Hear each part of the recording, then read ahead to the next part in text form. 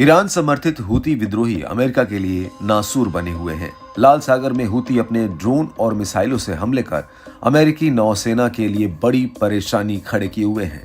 इस दौरान America in Houthi विद्रोहियों से पार पाने की कोशिश में लगा हुआ है, लेकिन अब जो आंकड़े आए हैं वो अमेरिका की परेशानी को और बढ़ा रहे हैं। अमेरिकी नौसेना को सुरक्षित रखने के खर्च को लेकर जो आंकड़े अमेरिका की तरफ से पेश किए गए हैं, उससे पता चलता है कि हूती का आतंक अमेरिका के आर्थिक ढांचे को भी हिला रहा है, जिससे पेंटागन के अधिकारी बेहद चिंतित हैं। डीओडी अधिकारियों के मुताबिक हूती ड्रोन को नष्ट करने के लिए नौसैनिक मिसाइलों का उपयोग करने की लागत $2.1 मिलियन प्रति शॉट आती है। ये ड्रोन मुख्य रूप से ईरान निर्मित है, जिसकी कुल लागत अधिकतम $2000 है। इस तरह से जो खर्च इन ड्रोन्स को रोकने के लिए किया जाता है वो बहुत ही ज्यादा है। इस अंतर को देखते हुए इस तरह का खर्च अमेरिका के लिए एक चिंता का विषय बना हुआ है। जिस तेजी के साथ हूती के हमले लाल सागर में बढ़ते जा रहे हैं, उतनी ही तेजी और लागत के साथ अमेरिकी नौसेना को जवाबी हमला करना पड़ रहा है। रक्षा विभाग के अधिकारी के मुताबिक अमेरिकी नौसेना के डिस्ट्रॉयर्स ने पिछले 2 महीनों में लाल सागर में 38 ड्रोन और कई मिसाइलों को मार गिराया है।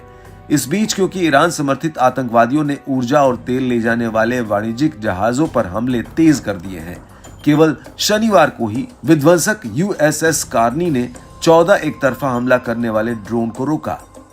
अमेरिका इस बात को लेकर चिंतित है कि भले ही उनकी आने वाली मिसाइलों और ड्रोनों को मार गिराया जाता है, लेकिन खर्च को देखते हुए ये हमारे पक्ष में नहीं बल्कि उनके पक्ष में जाता है। इसलिए खर्च कम करने वाले विकल्प पर भी विचार हो रहा है, जिसमें कुछ विशेषज्ञों के मुताबिक उस काम के लिए केवल एक ही हथियार उपयुक्त होगा, स्टैंडर्ड मिसाइल 2। ये एक मध्यम दूरी का वायु रक्षा हथियार है जो वेरिएंट के आधार पर 92 या 130 समुद्री मील तक पहुंच सकता है। यह हमले सिर्फ हूती और अमेरिका के बीच का मामला नहीं है। हूती नेताओं ने कहा है कि हमले फिलिस्तीनियों के लिए समर्थन का प्रदर्शन है और वे तब तक नहीं रुकेंगे जब तक इजराइल गाजा में अपना अभियान बंद नहीं कर देता। इस तरह के बढ़ते हमलों की वजह से सोमवार को शिपिंग की सुरक्षा और हमलों का मुकाबला करने के लिए अमेरिका ने 10 देशों की एक संयुक्त अंतर्राष्ट्रीय समुद्री गठबंधन की घोषणा की। साथ ही रक्षा सचिव लॉयड ऑस्टिन ने यह भी कहा कि यह सिर्फ अमेरिका का मुद्दा नहीं है, ये एक अंतर्राष्ट्रीय समस्या है और इस चुनौती से निपटने के लिए एक साथ आने की जरूरत है। अब ये संयुक्त गठबंधन कब और कैसे काम करती है ये तो वक्त के साथ पता चलेगा, लेकिन फिलहाल तो हूती विद्रोहियों के हमले का असर ग्लोबल लेवल पर भी पड़ने लगा है।